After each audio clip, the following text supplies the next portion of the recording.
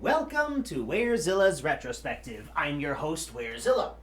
Godzilla is a character who has endured for 7 decades, and a big reason why is his malleability as a character. The films have had so many different tones, from serious to grim to goofy and everything in between.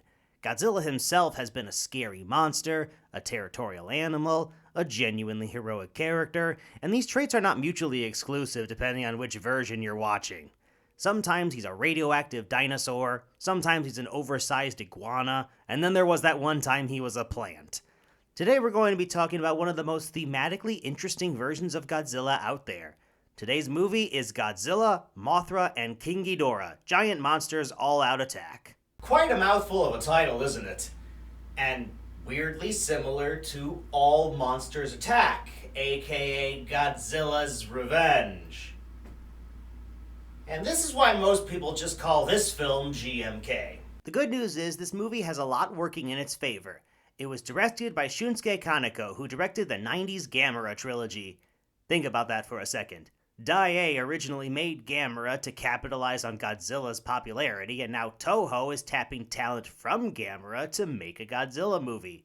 This is actually a good thing, though, because the 90s Gamera trilogy are kaiju films at their finest. GMK is also a favorite of another director, Takashi Yamazaki, and if you don't know who he is, he directed the recent Godzilla Minus One, which I can say without hesitation is a masterpiece. Godzilla Minus One is a movie I highly recommend, even to people who aren't fans of kaiju films or the tokusatsu genre. The human drama is engaging enough that it could have been its own film. The fact that it was in a Godzilla movie was just icing on the cake. It was influenced by GMK in a lot of ways, as we're about to see for ourselves. Let us begin. It hasn't been seen for 50 years. Couldn't he have picked on some other country? One thing to keep in mind about GMK is that it's one of the Millennium Godzilla films. Unlike the Showa or Heisei films, the Millennium series consisted of standalone movies that weren't part of the same continuity, the ones featuring Mechagodzilla being the only exceptions. They do imply other monster movies happened in their respective timelines, or at the very least the monsters from those movies attacked the world in the intervening time between 1954 and the year the film takes place. In the case of GMK, it implies that one such monster that existed in its universe was the 1998 American Godzilla. The New York attack was Godzilla, right? That's what all the American experts claim. But our guys here have doubts. But we're not here to talk about that Godzilla, we're here to talk about this Godzilla. The blank white eyes and hunched neck are very distinct when compared to other designs, as is his nature, which is pieced together by the film's human protagonist, investigator Yuri Tachibana, over the course of the first half of the movie. This Godzilla is possessed by the spirits of the thousands of people who were killed by the Imperial Japanese military during World War II, setting Godzilla on a path of destruction to get revenge on Japan. However, she also discovers a prophecy that foretells 3 guardian monsters rising up to defend the nation from a threat like Godzilla. This is a radical plot, all things considered. Post-war censorship would have prevented a movie like this from being made back in 1954 when the first film was. The sad truth is, Japan committed a lot of war crimes during World War II. I mean, remember who they sided with.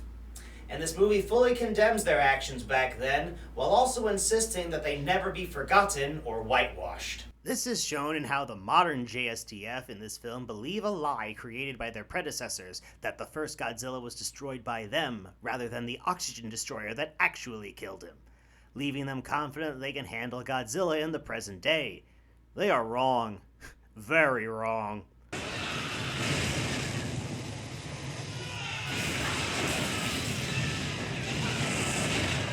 There's also the way the other monsters in this movie are unleashed when totems connected to them are vandalized by young hooligans. First is a group of bikers who knock over a totem, harass a truck driver, and end up buried in a tunnel. Then there's the campers who attempt to drown a dog in a lake and get what's coming to them. Don't worry, the dog was saved. As heavy as some of the film's themes are, the plot is more straightforward. Godzilla emerges, Yuri investigates the guardian monsters fight Godzilla. It's basic, but if there's one thing that drives the movie, it's tension created by Godzilla and the destruction he causes, such as the hospital scene where a young woman is unable to escape as Godzilla approaches, and for a brief moment it looks like Godzilla missed her. And then this happens. Regarding the Guardian monsters, the first one we see is the only one whose name isn't in the title, Baragon. He first appeared in the 1965 film Frankenstein Conquers the World, and I have to wonder if Toho always intended him to be an adorable monster even back then. This was Baragon's design in his debut movie, and here he is in GMK. He's still a cute dinosaur, puppy-looking thing, and even characters in the movie notice. Get a load of that monster! It's enormous, but quite cute, really. A milestone was reached with Baragon in this movie because he's played by Rie Ota, the first woman to be a monster suit actor in a Godzilla movie, and the second woman to portray a kaiju on film, the first having done so in the 90s Gamera trilogy. Ota was also one of the guests attending the 2024 G-Fest, and the crowd absolutely loved her. Can you blame us, though? This is what she sounded like on set. Getting a short woman to play Baragon has a practical reason behind it. By having Baragon be smaller than Godzilla, it emphasizes how one-sided the fight is, making Baragon the clear underdog here.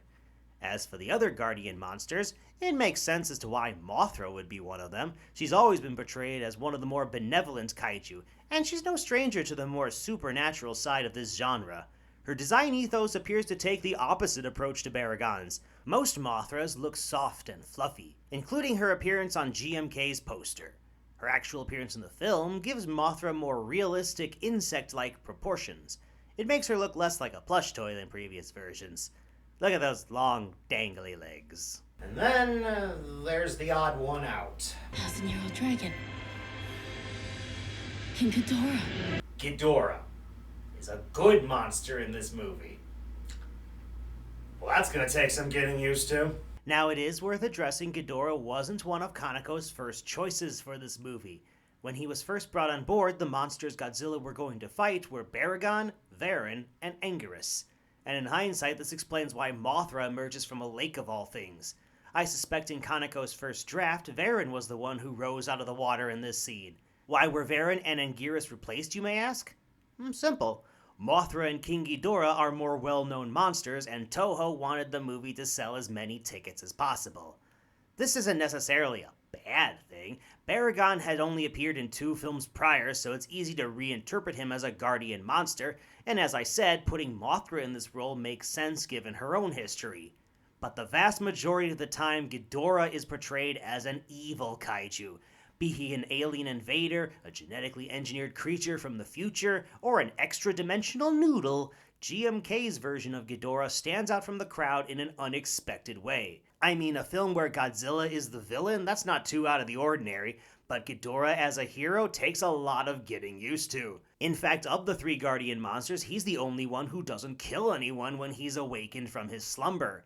Though his resting place is buried beneath the infamous Okahara suicide forest, so I suppose a lot of people died prior to his awakening. Longtime Godzilla producer Shoko Tomiyama compared Ghidorah's atypical role in this movie to how actors portray different characters throughout their careers, which makes it sound like kaiju are actors playing themselves in these films, which is funny to think about. Looking at it in this light, I guess this means Ghidorah is technically playing the role of the mythical 8-headed snake Yamata no Orochi, since it's established that had Ghidorah been given the chance to hibernate for another few thousand years, he would have 8 heads instead of 3. I guess that's also the reason why he's shorter than Godzilla. How do we know all of this? Because of the human cast. I already brought up our lead, Yuri, who starts the movie working for a studio that makes fake documentaries about paranormal activity in the woods, and is chafing doing this job because she wants to report on the truth instead of tabloid journalism.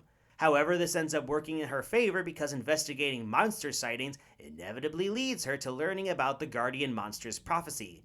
Initially, Yuri appears to be mostly a vessel to move the story along rather than being much of a character, but by the time most of the necessary exposition is done, Yuri becomes a little more interesting. Her complete disregard for her own safety as she covers Godzilla's ongoing rampage and fight with the other monsters is compelling, making you want to see just what limits Yuri will go to document a story even when there's destruction happening all around her. And get a load of who she gets a lot of her info from. It's our old pal Hideo Yamamoto in his final film role. First time we saw him on this channel, he was in Godzilla's Revenge. Yeah, Then he was the King Kong Escapes villain Doctor Who, the Kamen Rider villain Dr. Shinigami, and now he's Professor Isayama. But instead of being a villain, he's here to stare ominously at the people who vandalize Baragon and Mothra's statues, tell Yuri about the Guardian monsters, and eventually release Ghidorah himself. It's easy to compare with similar characters in horror movies who exist to warn the cast of the danger they are getting themselves into. Though it occurs to me that some of these actions might be considered villainous had it not been for the movie's message. Guess that means he's a little more nuanced than the slasher movie version of this archetype. The last human character I want to talk about is Yuri's father, Teizo Tachibana. He was a child during the first Godzilla's attack, so he has first-hand experience that his fellow JSTF officers lack. The movie doesn't have time to flesh out his character all that much, but at least I get what they're going for with his character. He's supposed to be someone who learned from the past rather than forget about it. And remember, the populace forgetting about the past is the reason Godzilla has returned in this movie. And of course, Yuri's father and the submarine he commands also plays a big part in the final battle between the title characters and the JSTF. The battle that serves as a nice segue into talking about the effects in this movie. The monsters have some quality costumes. Godzilla looks downright scary, especially in scenes that take place at night. We are unlikely to get practical effects like this in modern Godzilla movies, so it's nice to see while these effects were still being used by Toho. Occasionally, seams in the suits can be spotted, but it's nothing too distracting. The fight choreography is handled well, at least the fights on land. There's an underwater battle that could have been better, but part of that issue is the CGI. Oh dear, here we go.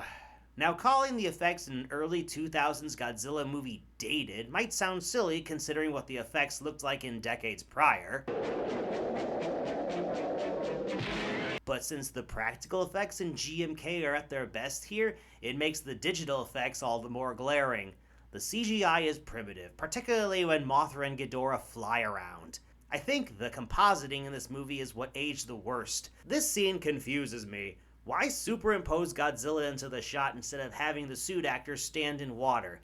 It's distracting, especially since he actually is standing in water in a later scene. Okay, fine. I'll throw the CGI a bone here and admit the part where Mothra comes out of her cocoon looks decent.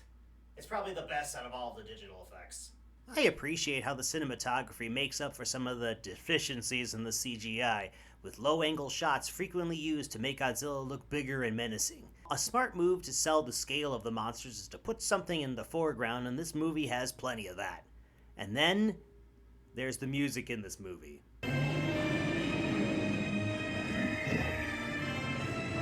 I'd say the correct term to use would be epic. The same could be said about all of the tracks, be they haunting like this one, or Mothra's theme, which sounds beautiful. Funny thing is, some of the more famous musical tracks used in multiple movies are absent, but I'm not all that bothered since this movie has a great original score. This movie has a lot of good things going for it.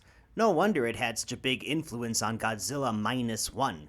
Perhaps you've already spotted some of the influences. Godzilla's motive in both movies is to seek revenge on humanity because of the events of World War II, giving both films a strong anti-war message.